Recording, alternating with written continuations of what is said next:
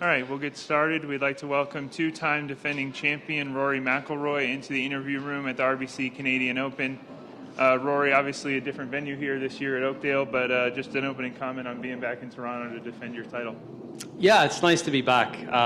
Anytime you can come back and defend a title, sort of wherever that is in the world, it's nice to be able to do that. Obviously, the Sunday last year was, to me, probably one of the best experiences I've ever had playing on tour. Battling it out with JT and Tony down the stretch. Rosie was on course to, trying to shoot 59. There was a ton of low scores. Battling with those two guys and, JT and Tony being two of the best players in the world and, coming out on top. It was really nice to be able to defend a title. And, I felt like the support I got out there was absolutely amazing. And, I'm looking forward to playing in that sort of atmosphere again this week. All right, we'll take some questions out here. If you have a question, we'll get a microphone to you. We'll start with Sean on the left here. Hey, Rory. Yesterday's news, I guess, how and where were you when you received it, and how did it make you feel? So I got a text message on Monday night, I guess, from Jimmy Dunn saying, hey, can I give you a call in the morning? So I said, sure. Jimmy rang me at about 6:30 yesterday morning. We had a chat. Took me through the news, took me through the deal, the structure of the deal, what it meant for us, what it meant for the DP World Tour. I learned about it pretty much at the same time everyone else did. It was a surprise. I knew there had been discussions going on in the background. I knew that lines of communication had been opened up. I obviously didn't expect it to happen as quickly as it did. But I really think that, from what I gathered, the tour felt they were in a real position of strength coming off the back of the DP World winning their legal case in London.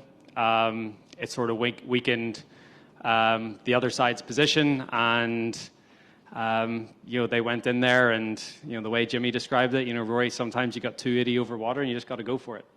And that's what they did. And I think ultimately, when I try to remove myself from the situation and I look at the bigger picture and I look at 10 years down the line, I think ultimately this is going to be it's going to be good for the game of professional golf. I think it secures it unifies it, and it secures its financial future. So there's mixed emotions in there as well, as there's going to be. I don't understand all the intricacies of what's going on. It's a very what's the word? There's a lot of ambiguity. There's a lot of things still to be sort of thrashed out, but at least it means that the litigation goes away, which has been a massive burden for everyone that's involved with the tour and that's playing the tour. And we can start to work toward, some sort of way of unifying the game at the elite level. Hey, Adam on the left. Rory, has over the last day with the different meetings and the conversations you've had with players, has your opinion changed at all? Have you sort of started to see where this is all going, and are you excited about this? Are you optimistic about this? As you project it forward, what do you? Yeah, so I think the one thing that I think was really misconstrued yesterday was all the headlines were PGA Tour merges with LIV, and LIV has got nothing to do with this, right? I mean, it's the PGA Tour, DP World Tour, and the Public Investment Fund are basically partnering to create a new company. This has gotten, I think that's where I was a little frustrated, because all I've wanted to do and all I've wanted, in the past year from basically this tournament is to protect the future of the PGA Tour and protect the aspirational nature of what the PGA Tour stands for. And I hope that this does that, but, I think with the headlines being merges with LIV, like that's not if you look at the structure of how it's structured down, this new company sits above everything. Jay's the CEO of that, so technically anyone that is involved with LIV now would answer to Jay. So, you know, the PGA Tour have control of everything. And the one thing as well is, you know, whether you like it or not, the PIF are going to keep spending money in golf.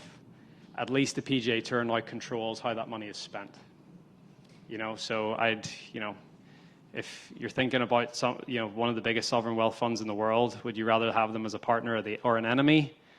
At the end of the day, money talks, and you'd rather have them as a partner. Given that the DOJ was already looking into the PGA Tour for antitrust violations and all that, how much of an uphill battle do you think this is going to be to push this through going forward now that the two sides have kind of come together and are operating together here?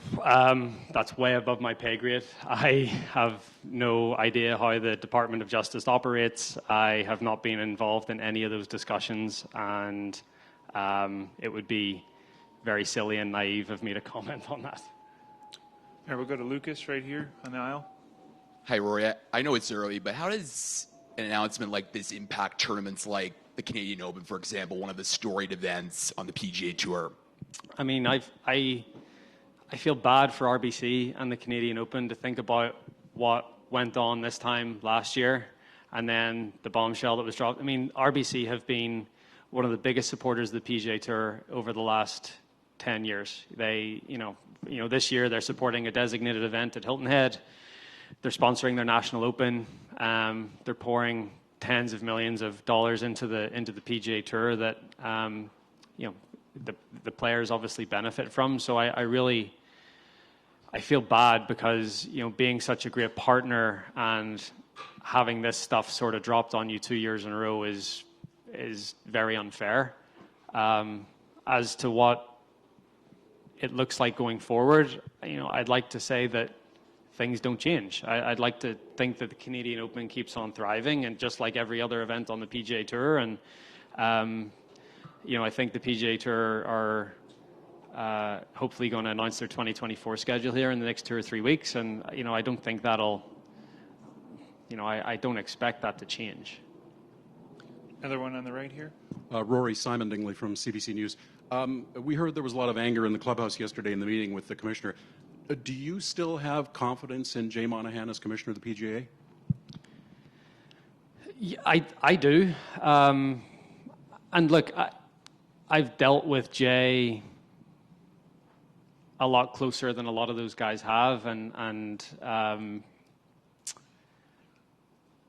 from where we were a couple of weeks ago to where we are today, I think the future of the PGA Tour looks brighter as a whole, as an entity.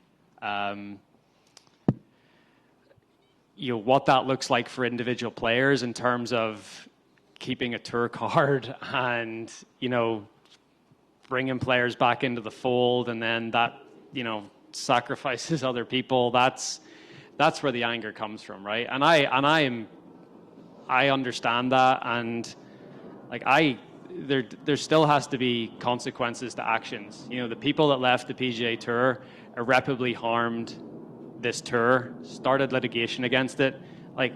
We can't just welcome them back in. That's not going to happen. And I think that was the one thing that Jay was trying to get across yesterday is guys, we're not just going to bring these guys back in and pretend like nothing's happened.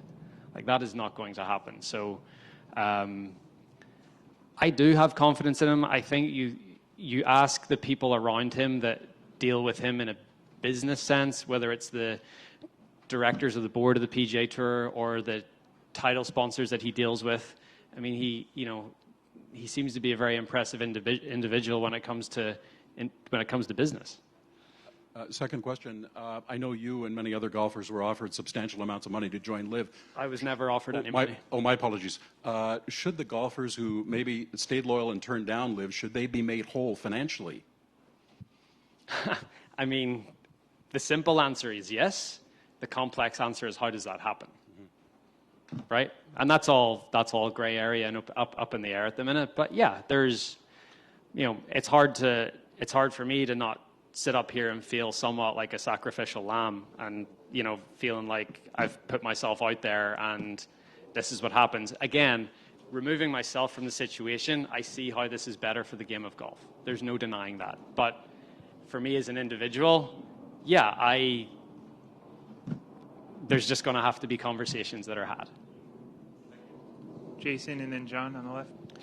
Rory, you mentioned that this has really nothing to do with LIV Golf, but do you foresee you and other PGA Tour players having to play some sort of team events moving forward into the fall, or a series of them? So I think Yasser is very...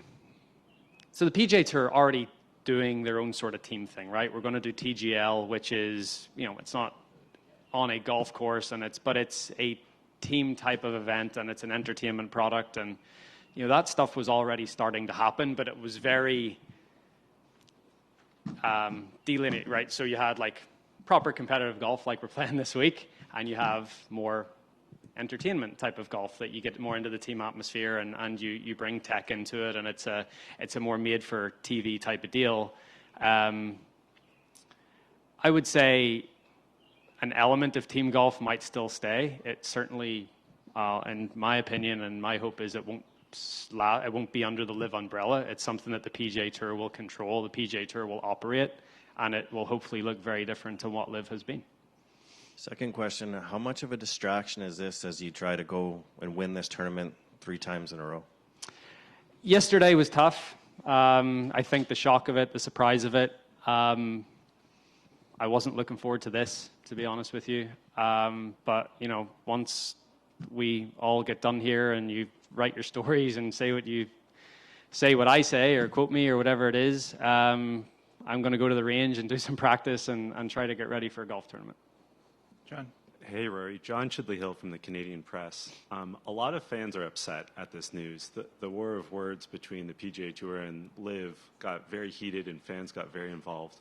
What do you say to fans who are disappointed in this deal? But it's not LIV. I think that's the thing. I still hate LIV. Like, I hate LIV. Like, I hope it goes away, and I would fully expect that it does. And I think that's where the distinction here is. This is the PGA Tour, the DP World Tour, and the PIF. Very different from LIV. All I've tried to do is protect what the PGA Tour is and what the PGA Tour stands for, and I think it will continue to do that. So, look, going forward, I hope that there's, there may be a team element, and you're going to see maybe me, maybe whoever else play in some sort of team golf, but I don't think it'll look anything like LIV has looked, and I think that's a good thing. Just as a follow-up, I mean, you do see why fans are upset, though. I see what you're saying, that it's not LIV, it's the PIF, but nonetheless, during this back and forth over the past year, at one point, Jay Monahan said a deal like this would never happen out of respect for the victims of 9/11.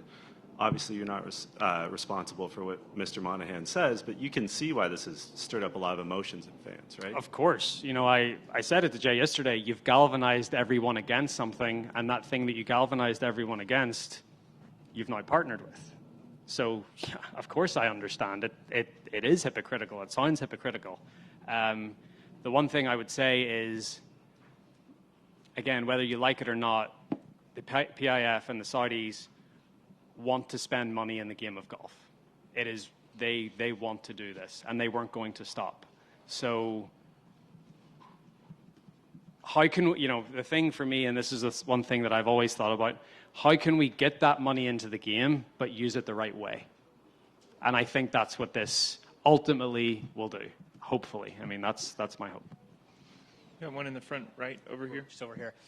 You've said a couple of times now, maybe 2 or 3 times, if I remove myself from it, and kind of trying to kind of forecast a bit further down the line. But is that a hint that there are bits of you that are still uncomfortable with, you're a football watcher, you've seen the reaction to Newcastle United's takeover over the last year and the Saudi kind of moves in soccer and other sports. Yeah. Is there a bit of you that's still uncomfortable with just how cozy Saudi Arabia and their money is now in golf? Like, a lot of people would see that it controls a hell of a lot of golf.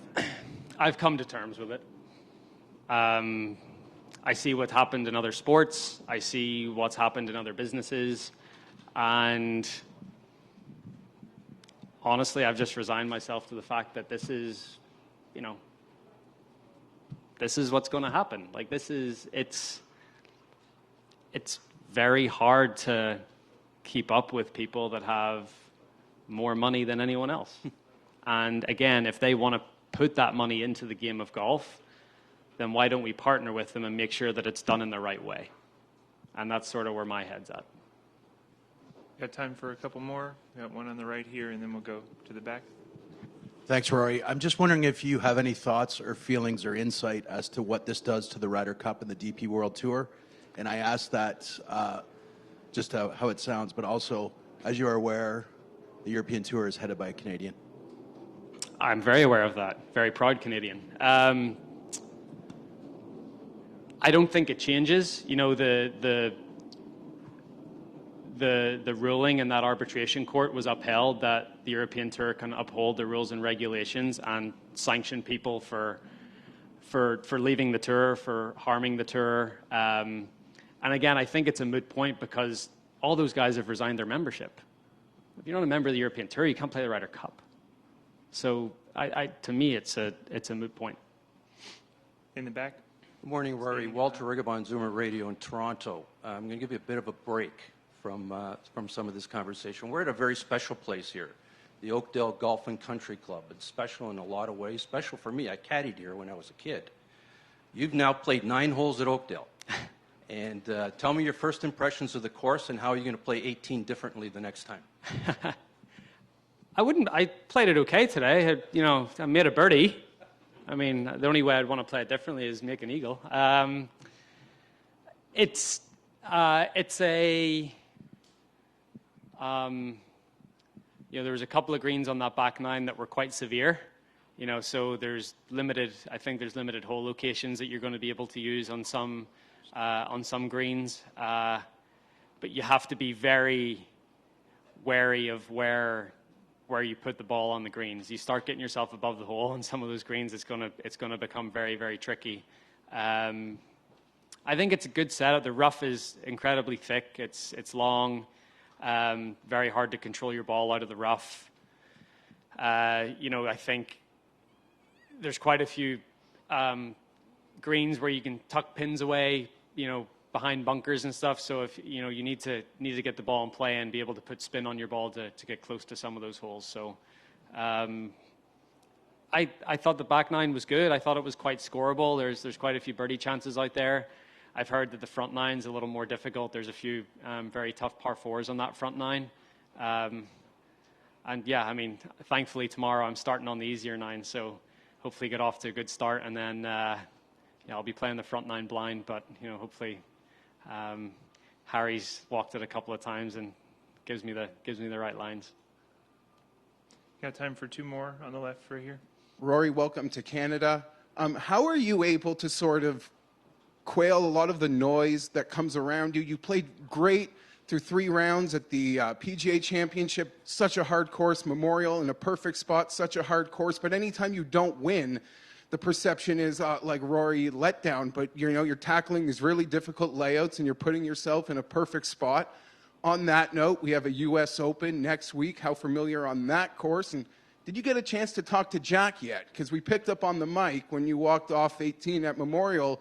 He said he wanted to sort of have a sit down. Yeah. Look, any time that I'm in contention and I don't win, there's no one more disappointed than I am, right? I want to go out there and win golf tournaments. Sunday at Memorial was really tough. It was the conditions got very, very tricky. The greens got incredibly firm. The later off in the day that you teed off, I felt the more at a disadvantage you were. I think about, I held a putt on Saturday night on the 18th green to get into the final group. If I had missed that putt, I would have been 5 grips earlier, and I feel like being 5 grips earlier actually would have been a better thing. Just sort of how firm and fast the golf course played as the day went on. So it was tough. I mean, I bogeyed the 2 par 5s on the front 9 with, in really good positions. So, that wasn't great. But anytime you go through something like that on a Sunday afternoon, you learn from it. And, the great thing about golf, and this is hopefully going to be the great thing about golf going forward is there's always next week. There's always next week to right the wrongs from the week before and try to, learn from those situations and do better the next time you're out there. So, look, I was disappointed that I didn't play better on Sunday, but, I've got another chance this week to get myself in contention in a golf tournament and try to win. Now, talking about LACC, I have not played there yet. I'll first, sort of lay eyes on it next Monday, when I get to LA.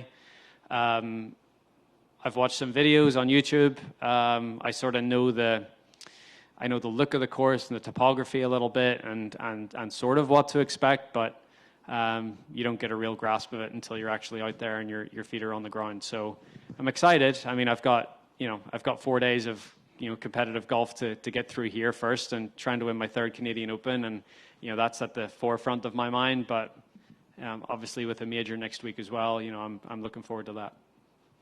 Got time for one more on the left. Just to go back to one more about yesterday, the players' meeting. I think a lot of the reports sort of described some frustrations and just your sense of what was said and sort of the mood of that meeting in any sort of way that it stood out to you. And yeah, look, it was heated. It was people were surprised. People felt like they were in the dark about all this. Look, most of the gripes come from the guys that are, trying to hold on to their cards, and, they feel like things have already been taken away from them this year with the designated events and smaller fields and no cuts and, weighted FedEx Cup points for the larger events with the stronger field. So, they were already feeling somewhat vulnerable. And then whenever this news is brought about, there's only gonna be one reaction to that, and I understand that. And honestly, it's hard for me to relate to those guys because I've never been in that position. I try to empathize with it, but it's hard for me to relate to them fully. But I certainly empathize with their point of view. All right, Rory, thank you very much for your time and best of luck this week. Thank you.